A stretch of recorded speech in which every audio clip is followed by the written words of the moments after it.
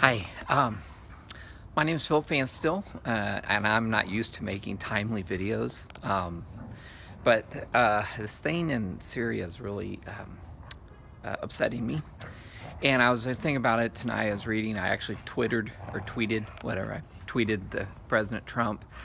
I just too many red flags. So I'm just going to express some questions. I don't know the answer. I'm not live in Syria. I'm in my backyard in Tulsa, Oklahoma. Okay, so I don't know, but there's a lot of questions that, in my opinion, kind of need to be answered. And I was thinking about this tonight, watching some videos from different sources. Okay, that's one of our problems in America. We get everything from mainstream news, Republican or Democrat, but there's still this group think that's going on. So I look at like RT, Russia, internet, YouTube. There's a couple. And so that's why I tweeted the president. I said, look at it, get a couple different opinions. Get somebody that's not like warmongering. Okay. When you get John McCain and these people in Washington, D.C. that start to pressure President Trump saying, hey, do this, they're bullying, and why? So that's a question. Why are they so eager to go to war? We understand that Russia is allied with China, all right? Do we not get this? We think we can just... All right. So let's talk about the Syria thing. And actually reminded me, I went to Indonesia a number of times when I was a teenager. And I remember we'd go, and this is actually a common practice in many parts of the world, apparently. But you'd see these beggars everywhere. Kids without legs, kids without arms, legs. Just terrible situations, and you'd feel pity, and rightfully so. All right, and you'd be like, oh, I want to help this person. And the missionary I was with, he was like, no, you don't give them money. That's kind of cruel, right? It's cruel.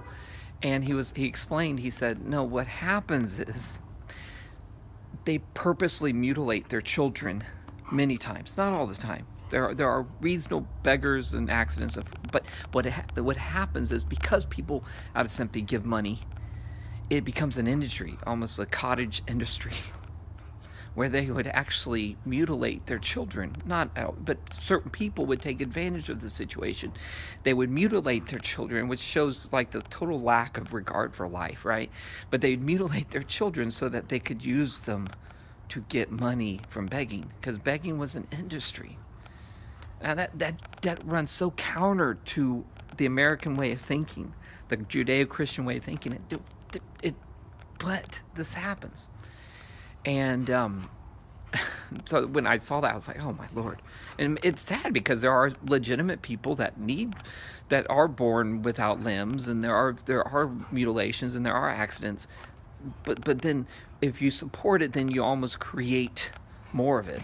So instead of helping people, my dogs are back in the fighting in the background, which is kind of poetic. You're actually hurting them. So that's connecting to the Syria. In my mind, this connects to the Syria attack. Because what if? Here's the question. A couple questions. What did Syria have to gain by gassing their people in Douma? What did they have to gain? President Trump just earlier this week said, hey, we're going to leave Syria.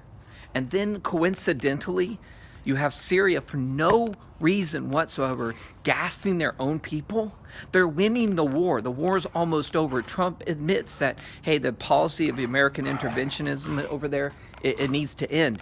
He admits that. He says that in a tweet, and then there's this. And who presents the videos? Who presents the photos? Who conveys this? It's a group called these White Helmets, the Syrian Defense Force. They're anti-Assad. So what do they have to gain? So the people that are releasing the video, the people that have mutilated, possibly. I mean, think about this mindset that you would sacrifice your own people for some video to blame it on the other side. Has that happened before? Yes, it has. And so this is a question. Are we being, and then you have McCain and these other people that, oh yeah, you drew the red line, so we gotta go back. And this connects to this whole anti-Russian narrative. And I'm an American. I love my country. I'm not a defender of President Putin. I do think he does make a lot more sense on many things, but he is a dictator. Okay, so there's multiple sides to this. I'm not But do we really want to go to war and be duped into it? I mean, okay, if we go to war for some reason, okay, let's not get duped into it again. That's happened too many times. Too many people have died, and we've created too many unintended consequences by our rush into a situation. So there's these questions. Big questions for me is, what does Syria have to gain? What did President Assad? He's winning the war. The war is almost over. The civil war is ending. And his opposition, in a final last gasp, if you will, what if they mutilated their own people? What if they had the chemical weapons, they used them on their own people, and then they released video and the whole world just knee-jerk reaction? And in America, what are we going to do? Are we going to need... And it goes back to those mutilated kids, and I remember seeing them in Bandung and Jakarta and these different areas in Indonesia. Your heart goes out to them. Your heart goes out when you see these pictures and the video of these people. But are we doing the Syrian people a favor by buying into it? Let's fact check this a little bit.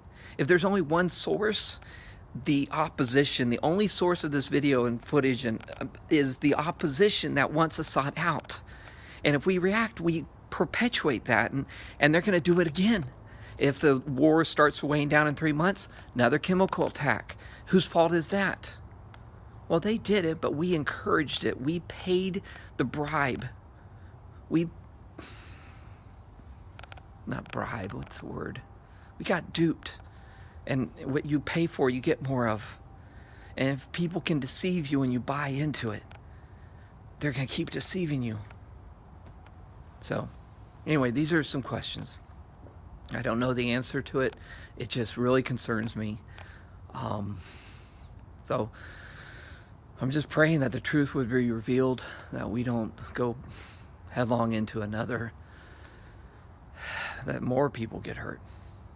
So praying wisdom for President Trump and the leaders and the liars and the thieves, and that they would be exposed, and that President Trump would have wisdom, and that we'd all open our eyes. Shalom.